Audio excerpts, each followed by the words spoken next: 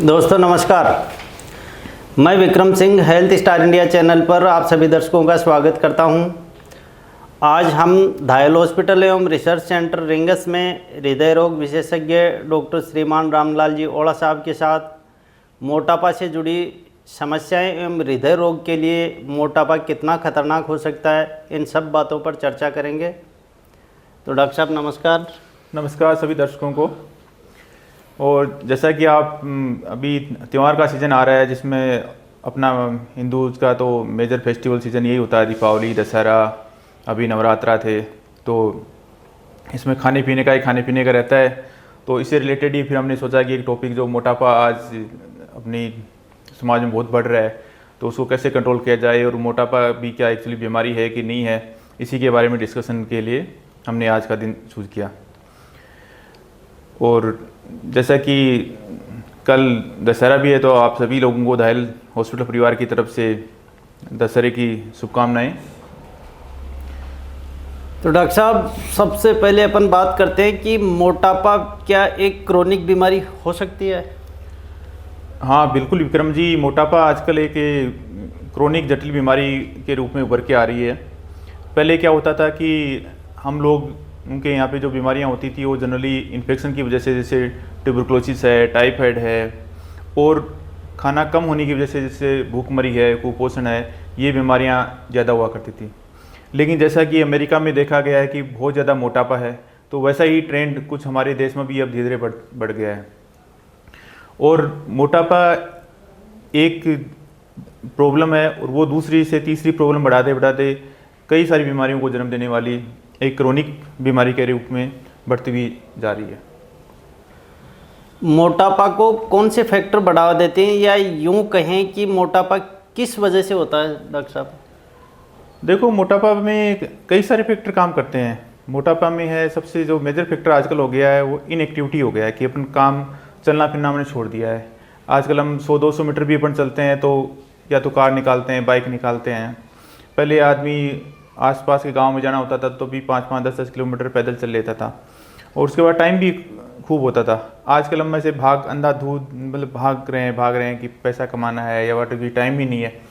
तो जो हम चलने फिरने पे एक्टिविटी में टाइम नहीं दे रहे हैं, सबसे मेन रीज़न ये है। उसके बाद हमारा जो खान पीन का जो पैटर्न हो गया है वो बदल गया है। हम सब कुछ एकदम रेडीमेड फूड यूज़ कर रहे हैं, तो वो भी इसमें मोटापा को बढ़ाने में एक मुख्य भूमिका निभा रहे हैं। हेल्दी वेट का क्या मापदंड है? कितना वजन बढ़ाने पर हम मोटापा बोलेंगे उसको? हेल्थी मतलब आप कब हेल्थी हो, कब अनहेल्थी हो, वेट मतलब ओवर वेट, अब मोटापा है या कुपोषण है, इस सबको एकदम प्रॉपर मेजरमेंट के लिए एक इंडेक्स बना हुआ है, जिसको हम बॉडी मास इंडेक्स बोलते हैं और शॉर्ट फॉर्म में BMI बोलते हैं। तो BMI में क्या होता है, आपका वेट और आपकी हाइट का एक रेशियो यूज़ किया जाता है, जिससे एक्चुअली पता चलता है कि आप ओवर वेट हो या अंडर वेट हो या आपका नॉर्मल वेट है। क्योंकि जैसे मैं एग्जांपल के लिए तौर पे लूँ कि 80 kg मेरा वेट है, तो वो मेरे लिए तो नॉर्मल है, लेकिन जिसकी हाइट अगर 5 फीट ही है तो उसके लिए वो ओवर वेट हो जाता है।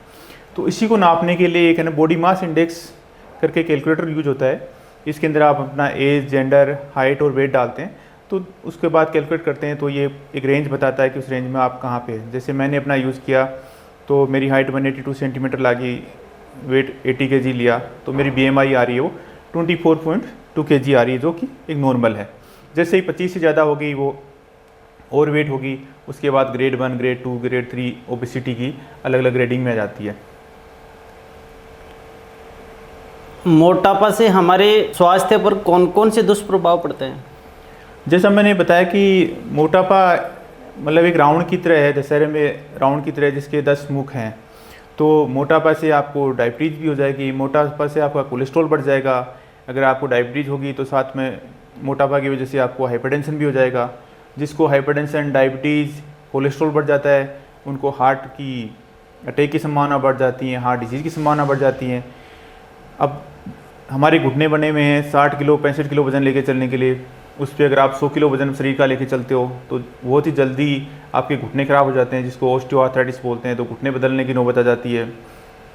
बहुत ज़्यादा ओवरवेट होने की वजह से क्या होता है, आपको रात को आपका सांस रुकने लग जाता है, जिसको ये बीमारी बोलते हैं ऑब्स्ट्रक्टिव स्लीप एपनिया, जिसमें रात में ज़ोर ज़ोर से खर्राटे आते हैं और हर 2 घंटे के बाद वो नींद आपकी डिस्टर्ब होती रहती है। तो दिन में भी आपको उसकी वजह से नींद आती रहती है और आपका जो मेंटल जो बैलेंस है वो सब डिस्टर्ब हो जाता है उसकी वजह से, और आप डायबिटीज़, हाइपरटेंशन इन सब के लिए प्रीडिस्पोज हो जाते हो। और जैसे ही किसी को भी डायबिटीज़, हाइपरटेंशन एक बार हो जाता है तो एक साइकिल बन जाता है, वो एक चीज़ ख़राब करता है, गुर्दे को ख़राब करता है। आप आजकल देखते हो कि बहुत सारी सोनोग्राफी करा के दिखाते रहते हैं कि डॉक्टर साहब फैटी लीवर आ रहा है। तो इवन इस मोटापे की वजह से आप बिना कोई अल्कोहल, बिना कोई लीवर टॉक्सिन का सेवन किए हुए भी आज लोगों की लीवर ख़राब होने लगे हैं। तो ऐसा कोई ऑर्गन नहीं है जिसको मोटापा अफेक्ट नहीं करता है, बॉडी के ऑलमोस्ट हर ऑर्गन पे ही इसका दुष्प्रभाव पड़ता है। तो मोटापा को कम करने के क्या उपाय हो सकते हैं सर? तो मोटापा को कम करने के उपाय वही हैं जो मोटापा के कारण हैं, उनको अपोजिट करना पड़ेगा। जैसे मैंने सबसे बोला कि इनएक्टिविटी, मतलब अपने एक्टिविटी नहीं कर रहे हैं उसकी वजह से मोटापा बढ़ रहा है, तो उसको एक्टिविटी को लेवल को में बढ़ाना पड़ेगा। एक्टिविटी लेवल के लिए ऐसा बोलते हैं कि रोज़ कम से कम आधा घंटा आपको ब्रिस्क वॉक, तेज़ वॉक करना है। तेज़ वॉक में जैसे नहीं करते, आपको 3 किलोमीटर 4 किलोमीटर का आपको वॉक करके आना है।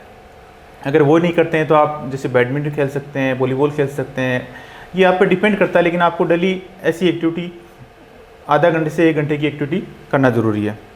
दूसरा, फिर आपको खाने के अंदर घी, तेल, चिकनाई, ये मैं चीज़ें बता रहा हूँ वेट कम करने के लिए।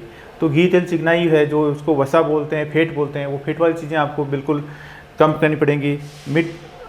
मिठाई के अंदर बिल्कुल मीठे का सेवन कम करना पड़ेगा और उचित मात्रा में जो आपको प्रोटीन और जो विटामिन सब आपको मिलते रहें, इस तरह की डाइट, एक बैलेंस डाइट यूज़ करनी पड़ेगी।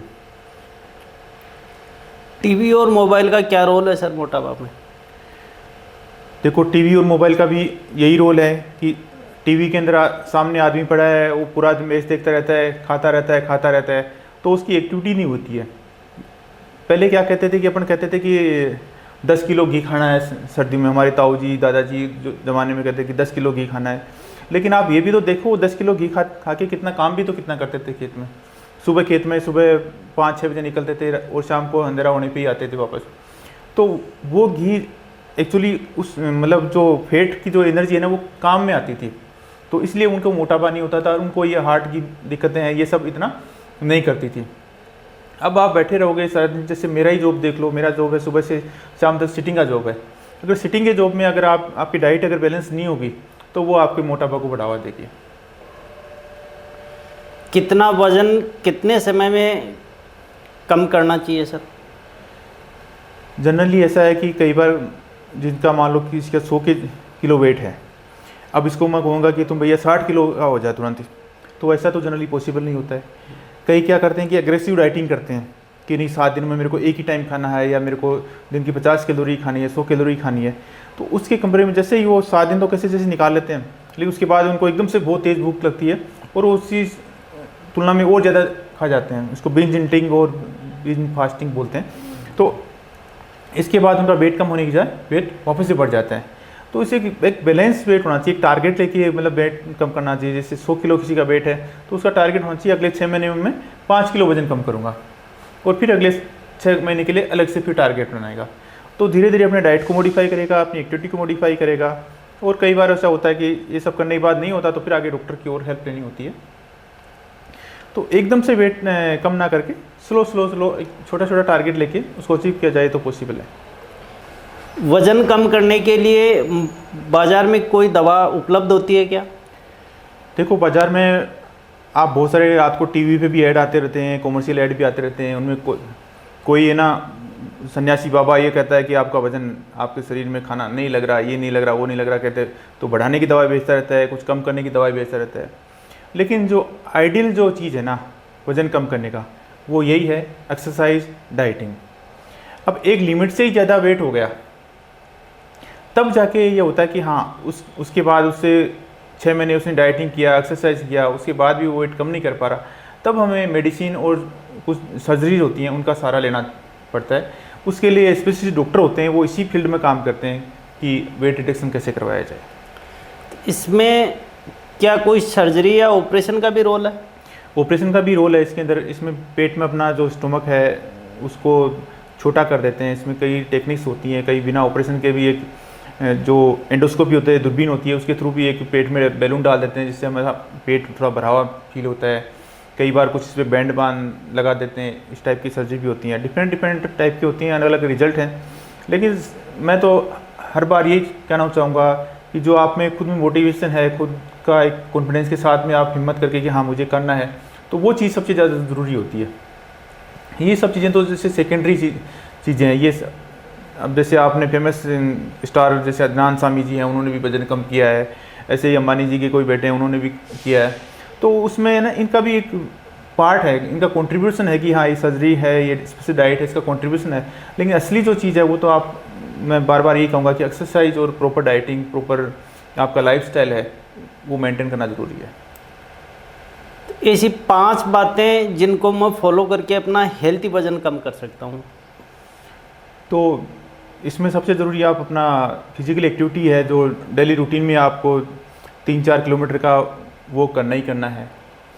डाइटिंग में, खाने में प्रोसेस जो फूड है, जैसे समोसा है, कचौरी है, पिज़्ज़ा है, इन सब चीज़ों को अपन को अवॉइड करना है। और आजकल तो जैसे अपने पीएम मोदी साहब भी जो प्रमोट कर रहे हैं कि मोटा अनाज, मिलेट जो है वो खाने में शामिल करना सबसे अच्छा है। अगर आपकी एक्टिविटी कम है तो आप घी, तेल, चिकनाई है, मिठाई है, इसको जितना हो सके अवॉइड करें। और त्योहारों के सीज़न पे तो स्पेशली जो बाहर की मिठाई है उसको अवॉइड करें। तो ये वो ना केवल आपका वज़न कम करने में हेल्प करेगा, बल्कि आपको बहुत सारी बीमारियों से भी बचाएगा। तो दोस्तों, आज हमने मोटापा से जुड़ी महत्वपूर्ण जानकारी आप लोगों तक पहुंचाने का प्रयास किया है। हमारे चैनल हेल्थ स्टार इंडिया को फॉलो एवं सब्सक्राइब करें। हमारे चैनल की कड़ी में जुड़ने के लिए धन्यवाद। नमस्कार। नमस्कार जी। राम राम जी। धन्यवाद।